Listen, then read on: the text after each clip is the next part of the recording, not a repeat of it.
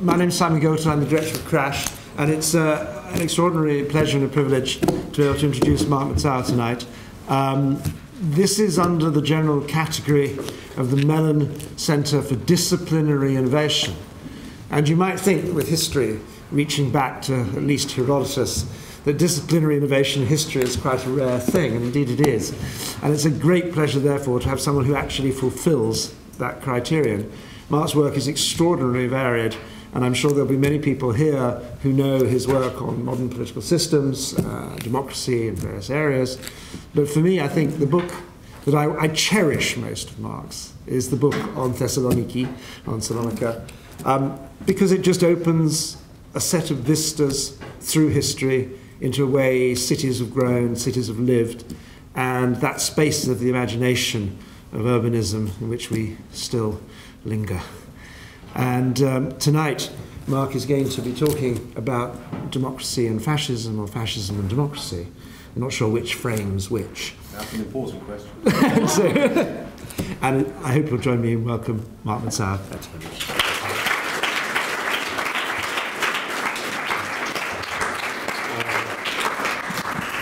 Thank you, Simon, very much, and thanks to CRASSH. I've had a fantastic 2 days already. I fear I've been given much more than I've given, so perhaps I'll be able to redress the balance a little bit this evening, or perhaps not. We'll see. Those of you who wonder what the use the study of the history of fascism is today will find a straightforward answer in a perhaps unexpected place. Go to the website of the Greek extreme right-wing party Golden Dawn, and under the section entitled Ideology, Ideologia, you'll find the following, and I quote from the website. For the well-behaved patriots, the members of Golden Dawn are, quote, evil fascists. But how can this be? The question of whether or not Golden Dawn supporters are fascist depends directly on the meaning of the term fascism. In current political parlance, a fascist is someone who acts violently and exercises tyrannical authority over people and situations. Let us offer this excerpt from a book by an anti-fascist writer who states the following, and then they quote, by the end of the 20th century, the term fascist remains perhaps the most unclear of all the major political labels.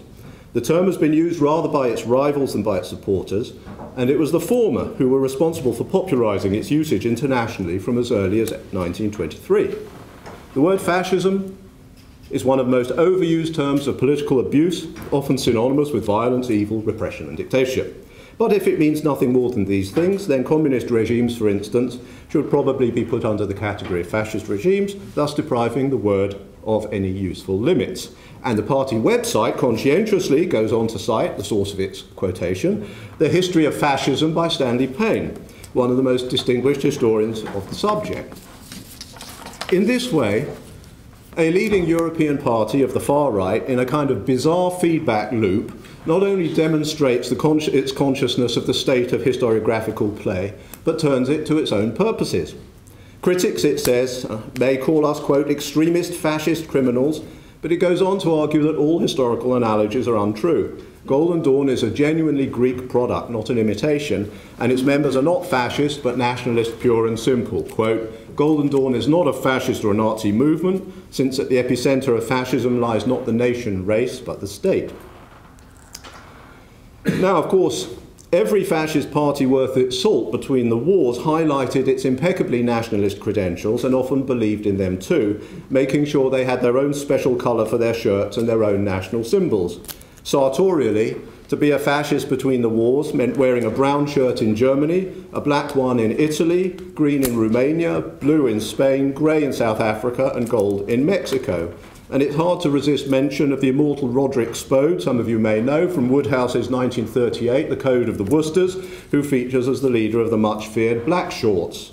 None of this, of course, meant that there were not substantial ideological affinities with other older and more prestigious movements. Quite the contrary. The insistence on one's own national credentials went alongside endless copying and borrowing of both content and presentation, and Golden Dawn's no different. It may say it's for the nation and not the state, but that doesn't really affect the question of its resemblance to its interwar predecessors. Most fascist parties idealised the nation before they won power, even if some switched their attention to the state after it. No, the real novelty here is Golden Dawn's historiographical consciousness. In fact, we can be more precise than that. Golden Dawn is not only aware of the historiography of fascism, it's also aware of what might call the problem of fascism, of the fact that this historiography's point of departure is the fact that fascism constitutes a kind of conceptual problem, in a sense different from its political rivals. Now, to be sure, historians of liberalism and communism and socialism have drawn our attention to the diverse strands of thought embodied within each of them. But that diversity is not generally conceptualized as a problem, still less as the problem for any scholar of the subject. With fascism, it is. To the outside observer or student coming to the subject fresh, there's something deeply odd about this endless debate over the nature of, quote, true fascism.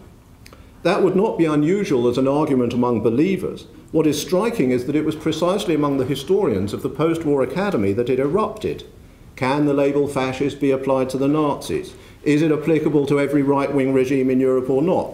Can you come up with, quote, a fascist minimum, a checklist, a kind of shopping list or laundry list of indispensable characteristics that will allow successful labelling? And how long would it need to be?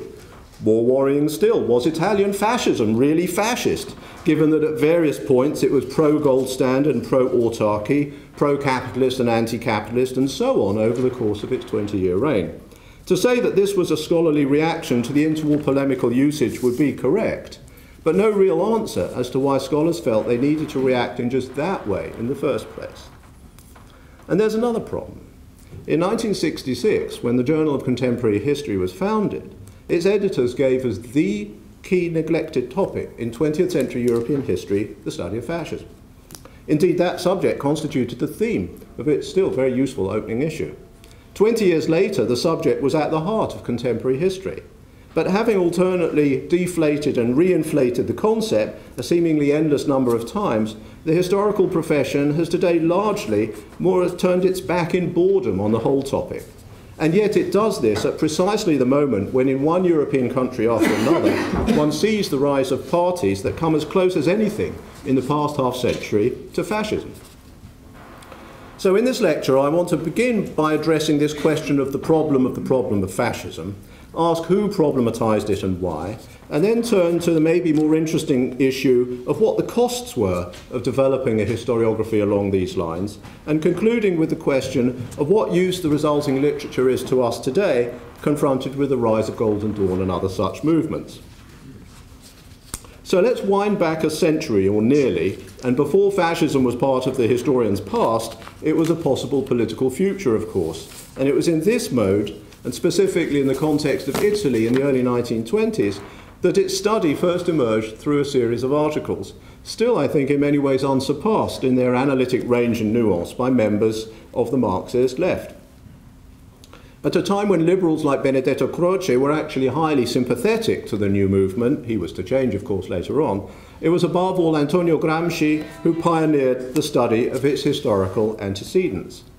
From early on, Gramsci portrayed fascism as the culmination of a series of historical failures, starting with 1848 and proceeding through the Risorgimento and into the 19th century liberal state, failures to unify the country. As early as 1921, he was also linking its sudden emergence to the circumstances of the First World War, and from that point on, he provided a series of extraordinary commentaries, both on its internal fractures and weaknesses, and on its growing domination of the national political scene. Now, as for the fascist regime, it initially had little time for or interest in history. Not only was it focused on the eventual seizure of power, but it was not ever, unlike communism, a movement that valorized historical analysis in the way that came so naturally to party intellectuals in the PC. Indeed, insofar as much of fascism's early impetus came from futurism, there was an explicitly anti-historical dimension to its early activism. Making fascist revolution meant nothing less than making war on Italy's past. And in that sense, fascism, for many fascists of the first hour, actually could have no history. Naturally, with time, power, and expansion into government, that changed. Not even fascism could afford to ignore the need to construct a genealogy for itself. Partly, this was done through an investment in archaeology, in ancient history, the dissemination of a new conception of Romanità, a kind of interwar state-sponsored heritage industry that Joshua Arthur has described in a recent book on the Roman past in fascist Italy. but it was also evident in the 1932 exhibition of the Fascist Revolution, which propagated a view of fascism not as the culmination or realization of the Risorgimento, but rather as the regenerative force that had brought the country back from the brink of chaos in 1919 to 20.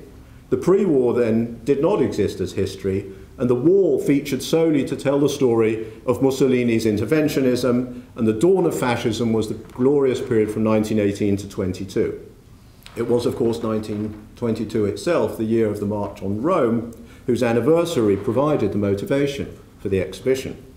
Having invited Italians to send in memorabilia of their own so as to provide a people's depiction of its own history, the organisers ended up with more than 18,000 objects that helped them to foreground the years of the seizure of power. So this was history as the history of a revolution, both modernising and modernist, exemplified, if you like, in the Le Corbusier-style facade to the main exhibition hall. And one could say something about the architecture of this, and there's a very good book by Marla Stone on all of this.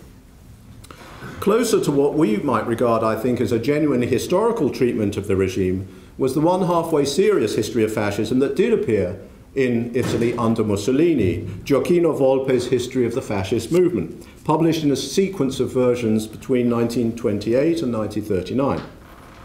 It's actually a very interesting book. Volpe had been teaching modern history since 1906, so he belongs to a pre-fascist generation, and he'd come to fascism from the Nationalist Party. And despite his position at the top of the profession, he ran the School of Modern and Contemporary History, and he was Secretary General of the Accademia Italiana. The view of fascism that emerged from his history was decidedly reserved. Committed to a nationalist conception of history that wanted to see in fascism's triumph the triumph above all of the social forces of the nation, Volpe did not disguise the movement's early vicissitudes, nor the moments of real popular uncertainty. For instance, his treatment of Matteotti affair, this is the assassination of the socialist deputy Matteotti in the summer of 1924, was striking for its willingness to talk about the number of people who had thought seriously of leaving fascism at that point. And in general, his treatment of Mussolini is as the partner in a kind of dynamic relationship with the nation. And the Duce in his genius sometimes understands and leads the people, but sometimes he sort of, is it ahead of them or behind them? It's not really very clear. Volpe was a kind of constructivist of nationalism avant la lettre, and for him the importance of fascism lay in the way it had cemented a unitary state and created an Italian nation where one hadn't existed before. He was good on fascism's appeal to youth, its concomitant myth of youth, and thoughtful about the changes in middle-class attitudes and behaviour that had allowed fascism to prosper. By the late 20s, with the rise of the Nazi Party in Germany, the discourse on fascism ceased to be a purely Italian phenomenon, and instead its analysis became part of a more European problematic. Although the more subtle treatments of Gramsci and Togliatti and others found their counterparts elsewhere, the impact of a Stalinist orthodoxy disseminated through the Comintern meant that as the usage of the term expanded, so it became much, much cruder. As early as 1924, the Comintern had hailed fascism as, quote, the expression of counter-revolution in the epoch of capitalist decay, and this remained the orthodoxy for at least a decade. Repeating the errors of the PC, German communists in the early 30s exaggerated the weakness of fascism, by which they meant the Nazi Party, and underplayed its internal complexities by talking about a mythical social fascism that supposedly extended to the Social Democrats.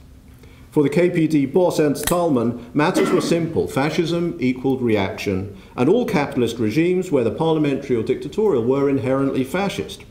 The idea of a distinctive mobilization of the petty bourgeoisie was abandoned. In such approaches lay not only the analytical failures that contributed to the left's defeat in 1933, but scores of dissertations decades in the future into such questions as the class composition of fascism and the identity of early Nazis. There were critical voices, to be sure, within Germany, but in large measure, discussion in the 30s was less sophisticated than a decade earlier, and it shifted attention away from the realm of culture and politics to the role of big business and the sociology of mass society. It was also less historically minded. Through the work of the Frankfurt School in particular, it was disciplines such as philosophy, sociology, and mass psychology, rather than history or law, that were called upon to uncover the fundamental social shift that explained Europe's slide into tyranny, and that travelled across the Atlantic to do so. It fell to philosophy, in this version, philosophy conceived of as social critique, to lay bare the ways in which technology had made men vulnerable to old superstitions and prevented them from achieving self-understanding. If for obvious reasons, then, there was little serious study of fascism as a historical phenomenon between the wars, and relatively little, too, in comparison with what was to come in the latter 1930s, even of fascism as a political force, that was all to change very, very dramatically after 1945. What happened then can be summarised simply as follows.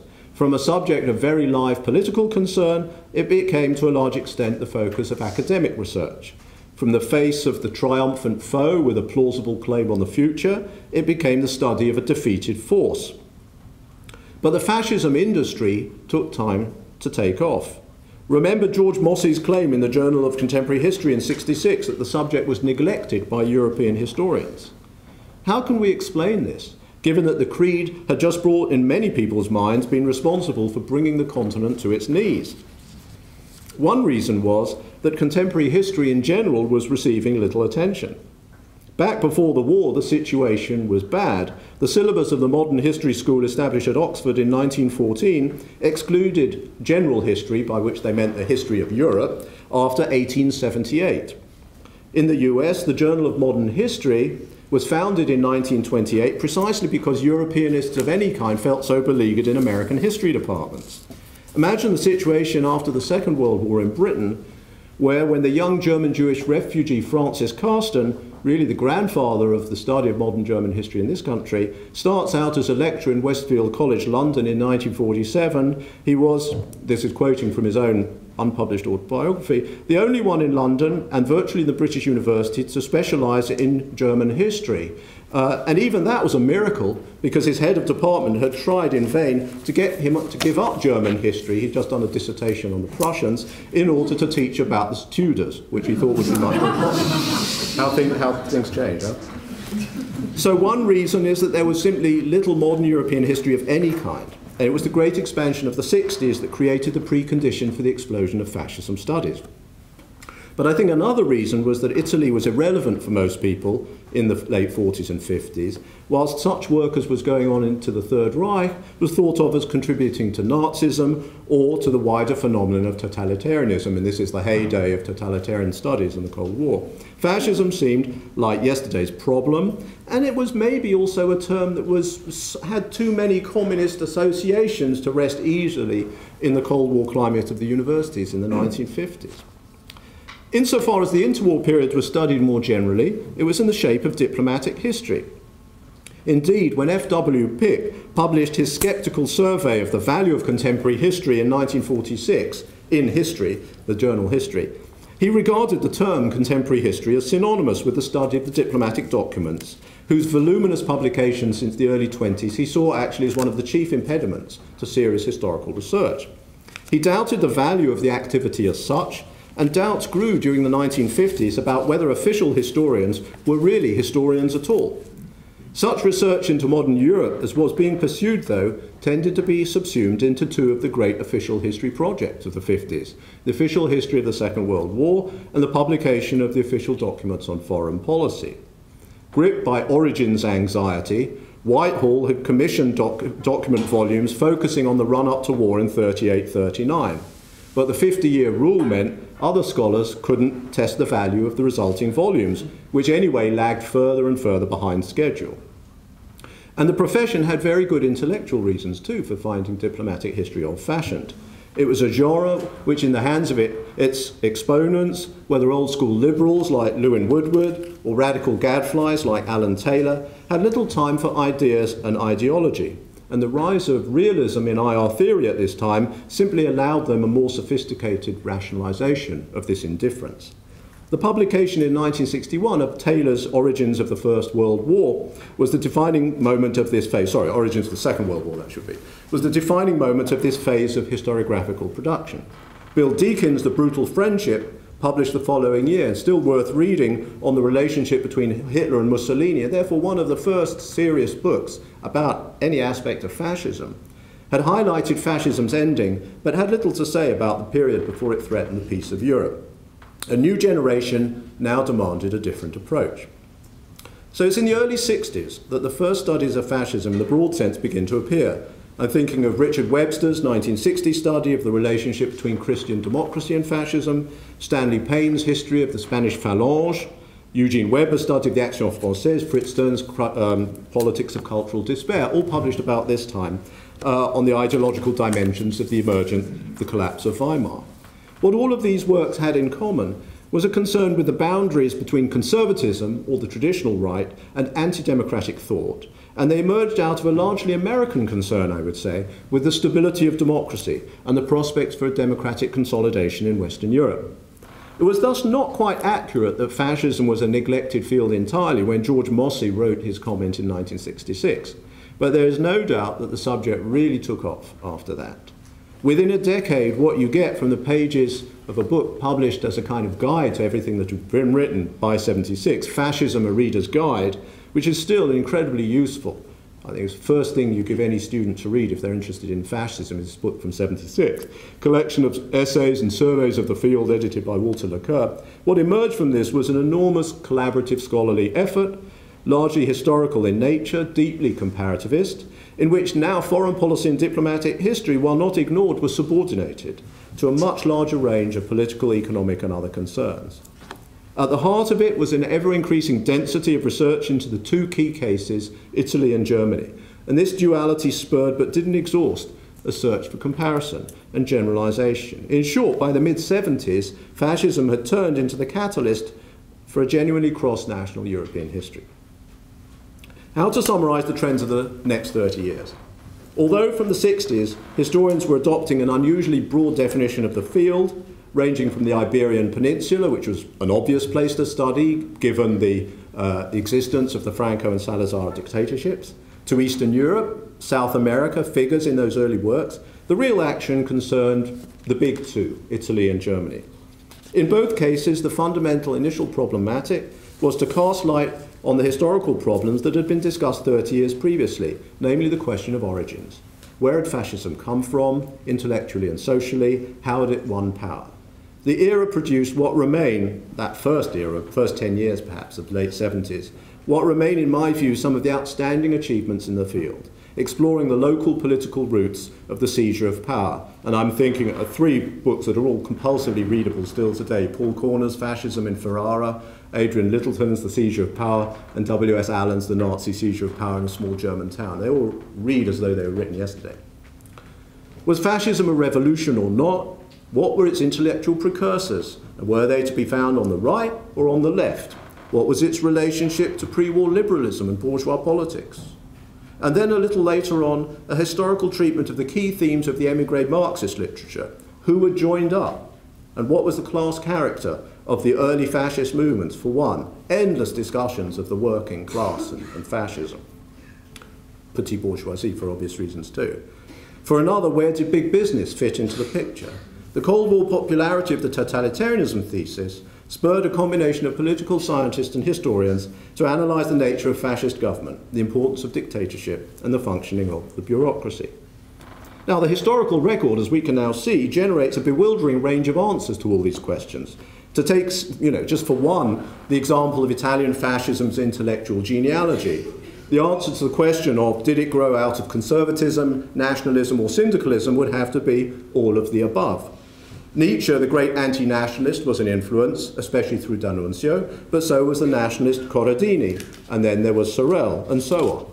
Tracing Nazism's roots might appear to be more straightforwardly an exercise of exploring the radical right, and by and large it is, except that one would have to take into account as well the national Bolshevist milieu, out of which, say, Joseph Goebbels sprang as well.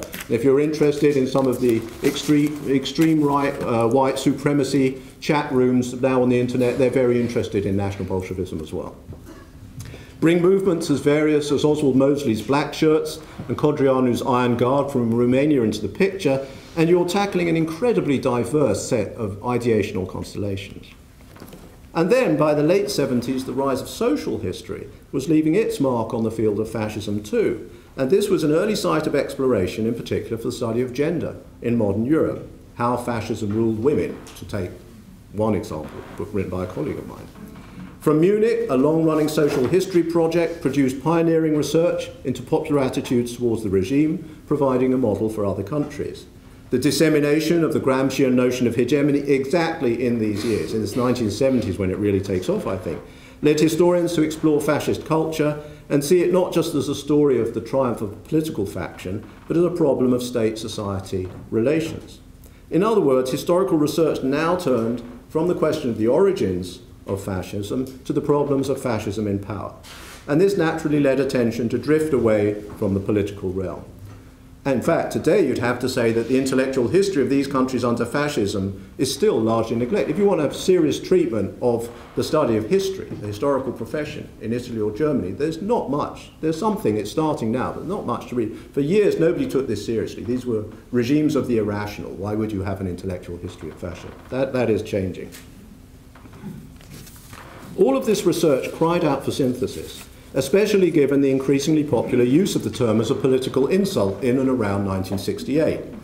I quote, "Perhaps the term fascism should be banned from our political vocabulary." This was Stuart Wolfe in 1968. But synthesis was easier said than done. A. James Gregor's 1974 first stab at this, it was called Interpretations of Fascism, was, as a waspish reviewer pointed out, really a book about interpretations of Italian fascism, and not a very good one at that. 5 years later, the same scholar, Gilbert Allardyce, proposed in the American Historical Review that the concept of fascism needed, as he put it, deflating. The term had become inadequate. Quote, "While the thing eludes us, the name goes on as before." And his conclusion was an extreme one. I quote, "Only individual things are real. Everything abstracted from them, whether concepts or universals, exists solely in the mind. There is no such thing as fascism. There are only the men and the movements we call by that name." Allardyce rightly predicted that efforts to deploy modernization theory to shed light on fascism would yield miserable rights. He was good at seeing what was going to go wrong, as you probably realise by now. And that seeing it in terms of anti-modernity wouldn't fare much better, though it didn't stop a lot of people from trying. It fell to two former grad students of political sociologist Seymour Lipset at Columbia in the late 50s, the historian Stanley Payne, quoted by Golden Dawn, and the political scientist Juan Linz, to try to clear up some of the conceptual confusion. Both, interestingly, came from a study of Franco's Spain. In fact, Juan Linz had Spanish origins, although he'd been born in Germany. Commonly regarded by many people then and now as an instance of fascism. But that's, to them and to anybody who thought about the literature of fascism, a problematic appellation. And so they approached the Central European problematic from a slight and therefore I think very productive angle. Linz's 1976 article on the comparative study of fascism in sociological historical perspective, that was its title, remains a classic. Reflecting Lipset's sociological approach to the question of the stability of political democracies and the kind of party movements that enable them to flourish, Linz offered an extensive set of reflections upon some of the key analytical problems. What Payne did in his 1980 book, Fascism, Comparison and Definition, was to come up with something a little more rigid than that, and that was what he called a working definition of the term. And that meant, in practice, taking the idea of a fascist minimum. This was the concept that had been popularized by the German historian Ernst Nolte in the late 60s, and to improve upon it with what he called a typological description. His typological description broke the phenomenon fascism down into three dimensions. One was fascist negation, he called them the fascist negations, everything you're against. The other was ideology and goals, and the third was style and organization. The influence of an earlier generation's obsession with fascism as a problem of political mysticism, the stress on its romanticism, remained evident in Payne. Now, since that point, fascism studies have retained a kind of fascination with the typological. The holy grail of the search for a fascist minimum has not been given up and remains a structuring principle for books you'll find in the bookshops here and elsewhere. In the meantime, though, the framing of fascism has altered significantly and in fact made that problem much more difficult.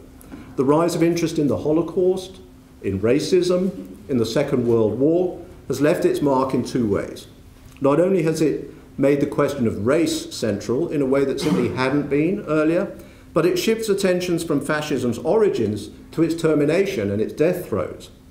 And one of the consequences has been a renewed interest in fascism at war. Not so much or solely as in the 50s in that Bill Deakin book, The Diplomacy of War. Well, diplomacy in a new key, but rather as a problem of how states, so wedded ideologically to nationalism, cooperated or didn't cooperate internationally.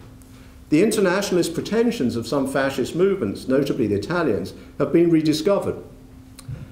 But more significant, I think, than this always very half-hearted attempt by fascists to emulate liberal behaviour are the insights we've gleaned into how Nazi hegemony affected the European right. We've moved from the period of the late 30s, when most self-respecting members of the extreme right looked to Berlin as the salvation from the tyranny of liberal democracy, and now well into the early 1940s, when Berlin and National Socialism have become the problem, and the problem especially if you're on the extreme right. A lot of most interesting work. There's a book by a wonderful historian called Holly Case called Between States, which is entirely about relations between Hungary and Romania, brokered by Germany, two right-wing states, we would say fairly extreme right-wing anti-Semitic states, grappling with a situation in which Germany is both the arbiter and to a certain extent now the enemy as well. Or to put it another way, the study of the war years is once again showing us that most generalizations, abstracted from a very fast-changing historical context, about the nature of the extreme right in Europe are bound to collapse. How else could you explain the fact that some of the most anti-Semitic regimes on the continent, who were very happy killing Jews in the summer of 1941, would be protecting them defiantly against the Third Reich in the summer of 1942, Romanians? Let me come then to the last thing I want to talk about, the usefulness to us now of this extraordinary scholarly output. Can we figure out from it whether fascism has a meaning for the present beyond the meaning of its memory? Has fascism ended with the death of Mussolini? That was the question of Luigi Sturzo in the summer of 1945. And Sturzo's answer was no, it hadn't. And his view was the totalitarian tyrannies imposed by the Red Army, even summer of 45, across Eastern Europe, and the forced population movements imposed by the great powers, all demonstrated the malign influence of fascism lingering on into the peace. But what should our answer be? Is it now a purely historical phenomenon, umbilically connected to the crisis of the First World War, or can the term be put to work in the present?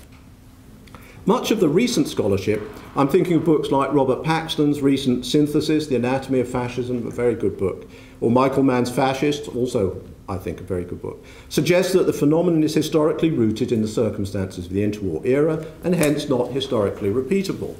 Whatever the term's continued usefulness as a political insult, think of the current crisis in the Ukraine where each side is sort of lobbing the charge of fascism against the other. As a political force, it is, they argue, spent. And there are some good reasons to go along with this. Fascism was nothing if not a utopian project, yet today's extremists share in the contemporary turn away from utopias. Fascism was not merely paramilitary, it built upon the experience of servicemen in the First World War and the cultural and social dislocation of the war experience. That has no parallel today. Most of Europe has moved out of a world of political parties and paramilitary street marches, although they're coming back in Athens, it has to be said. Then there's the figure of the dictator. A very different aura surrounds today's political leaders from that cultivated by the interwar era's strong men. I believe in him was a common phrase of the Third Reich, analysed beautifully by Victor Klemperer in his fantastic little book, Lingua Tertiae Imperii. I don't know if you know this, The Language of the Third Reich, which were the philological notes he kept through the 30s. He has a whole little chapter on I believe in him. But who believes in anyone these days? Even fascists. Fascism cultivated a mystique of youth. Today's politicians, even those on the far right, scarcely bother with them. But that's the historian's answer, and I think there's a bit more to be said on the matter. What happened in the 60s is that historians inherited a concept of such elasticity that some kind of clarification was badly needed. It was hard enough figuring out what Mussolini's movement in 1939 had with that of 1919.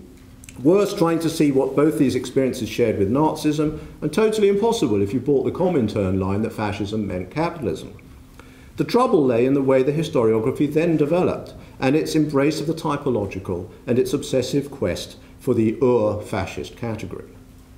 It may have made sense to the clean-minded young political scientists of the 1950s, but if you go back to the 1920s or 1930s, not many people were actually thinking about how you defined fascism. Indeed, I doubt that definitions bothered many people outside the ranks of the Italian Fascist Party itself, where it was probably a pretty important concern.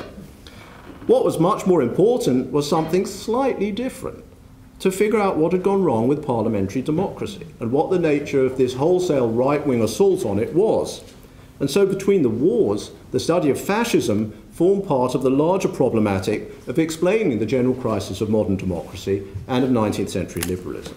The collapse of multi-party systems with strong, often beefed-up legislatures, meaningful elections, and relatively independent judiciaries. As scholarly attention moved towards the typological and towards regimes rather than movements, the question of fascism became detached from the question of the weakness of democracy. Indeed, an entire interwar political and legal literature on the larger question totally disappeared from sight. Few of the historians of fascism ever mentioned the extraordinary work done by interwar legal and political theorists, men like Boris Mirkin-Guezevich or Ernst Fraenkel. Both their books still well worth reading today, Frankel's Dual State especially, into these matters, or in the way these men had actually deployed this critique of the collapse of parliamentary democracy and put it to the service of the Americans in rebuilding democracy in Western Europe after 1945. All of that had nothing to do with the study of fascism.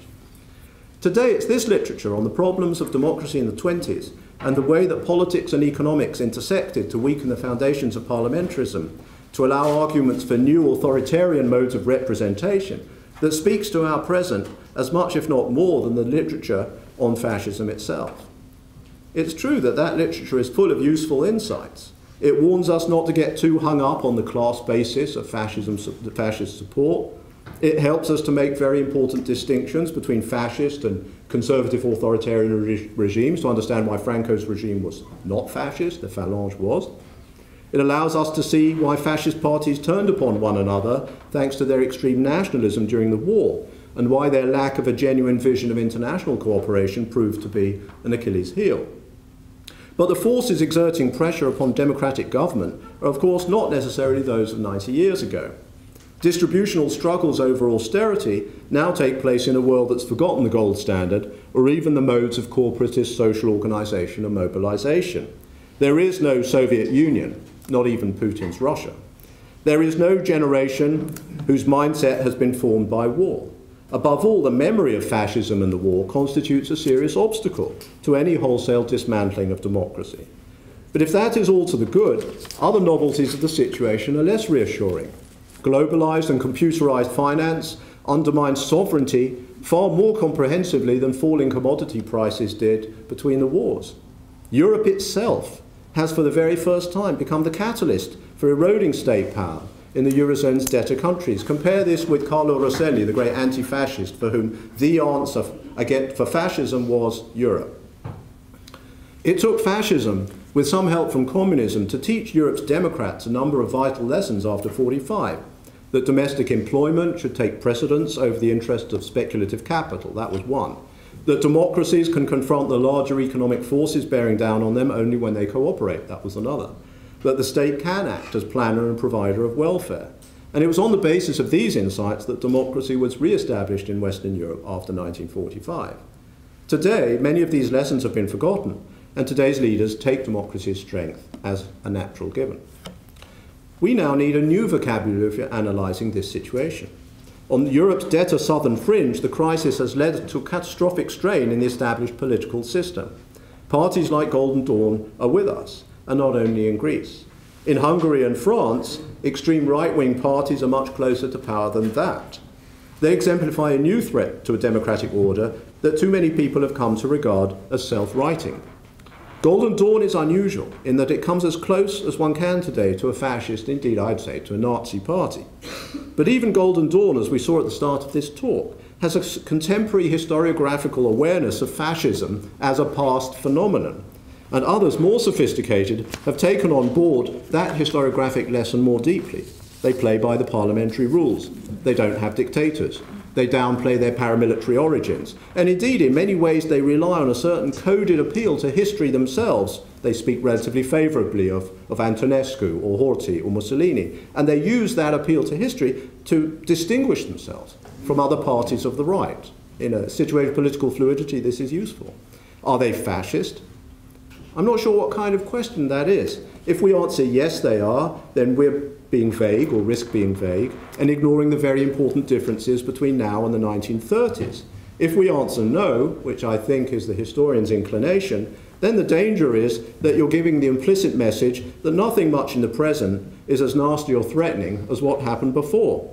I conclude, therefore, that we need a way of thinking and talking about how democracy is functioning in Europe today that is different from the past, and a new way of talking about the threat from the right. Historians may think that their job is done once they have clarified whether the golden dawns of this world are fascist or not, but who will actually care if they take power? Thank you very much.